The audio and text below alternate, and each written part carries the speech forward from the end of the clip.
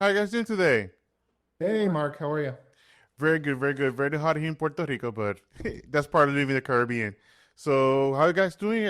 First of all, congratulations on the show, the Thank you. Super Duper Bunny League. I love the name, the Super Duper Bunny League. Hey, so basically, how was it working on this new cartoon animated series, especially after all your success with the Backyardigans, the I forgot the Bubble Guppies. I remember. First of all, the Backyardigans was very big in my household. I have a teenage daughter. We used to watch it in Spanish because from Discovery Kids, and we used to have it every single day. Discovery Kids, we see Tasha, Pablo, so that was part of the family. So how was it work from the experience? How is it working on this new project? Well, this was exciting for us because we got to be a little bit sillier and crazier and more action and put a lot more jokes in and pure storytelling as different from Bubble Guppies a little bit. And definitely Backyardigans. Backyardigans is a musical, big musical adventure, and this felt like we had sort of to go more in an action area, which was cool. Yeah, I did notice that is more an action theme, especially for kids. And also, what attracted you to working with Jamie on this project? Jamie's been fantastic. He's consulting, and one of the great things about having worked with him is we would say, "Oh, we're thinking about a bad guy for this episode," and he would just suddenly the next day come back with 3 pages of sketches, and they were just far funnier than anything we'd come up with. And it was a great jumping off point for Gigglebug Animation Studio to do the character design. But he was always supportive and always fun to work with. And encouraging and generous with his time, which is great. Also, I noticed that basically this animated series it started first in YouTube, and then it's going to Nickelodeon. So the process has been evolving. Basically, I remember when I was a little bit younger, I think we're around the same age, that we used to wake up around 8 a.m. those Saturdays, 7 a.m. to watch cartoons. You want to see the Thundercats, you want to see Transformers, Voltron, all those the good ones. So now it's everything online, and the Super Duper Bunny League started as in YouTube. How do you think this process has been the difference? Because usually started on like in Nickelodeon, then go to the YouTube, but now it started in YouTube. Have you guys noticed a difference? What how people are watching the content, especially the kids?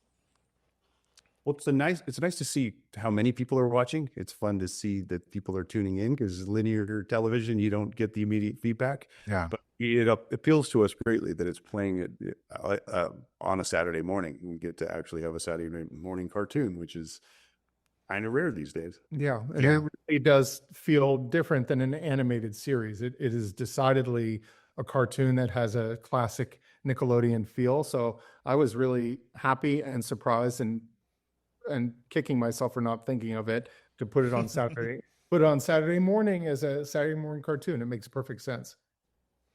Yeah, I think especially Nickelodeon has such a range of people kids who love it, also their parents love it, or who grew up watching Nickelodeon.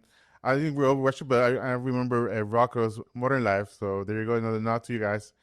So basically, I've seen the progress of how these the cartoons have grown, especially right now, and we're living more anime that people are looking for. But what brings you decide that this was especially delivered to kids? What made you say this is a project we want to do and make it available for them? Because usually we think of teenagers, but this demographic has been so important, and sometimes people don't look at them like as viewers. And you guys have able to seen this.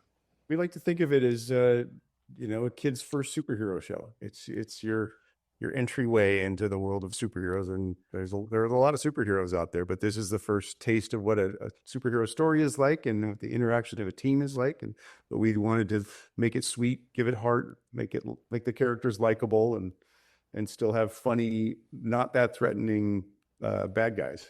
Right. The kids are incredibly well versed in the superhero worlds now. Like when we tested the show, I remember a kid saying, "Well, that's his backstory." Like a 4-year-old, that's a character's backstory. That's definitely changed. But I think that the way the characters interact is kind of what's yeah, he's a, the way the characters interact is what makes this particularly different and fun to watch. Yeah, that's what I like about the Super Duper Bunny League. That it's something a kid can start. Also, their parents can watch it. That's something that most of these animated series goes like to kids, but they don't appeal mostly to the parents. And I think this is a way that dad can say, "Hey, just go ahead and watch this with both all of us together. We can have watch a few episodes and have some fun, especially on Saturdays." Yeah. Well, guys, thank you so much. I really appreciate it. So just remind everybody that Super Duper Bunny League, you can watch it on YouTube or you can watch it on Nickelodeon. So Robert, Jonny, thank you so much from Puerto Rico. Have a big hug and have a good one.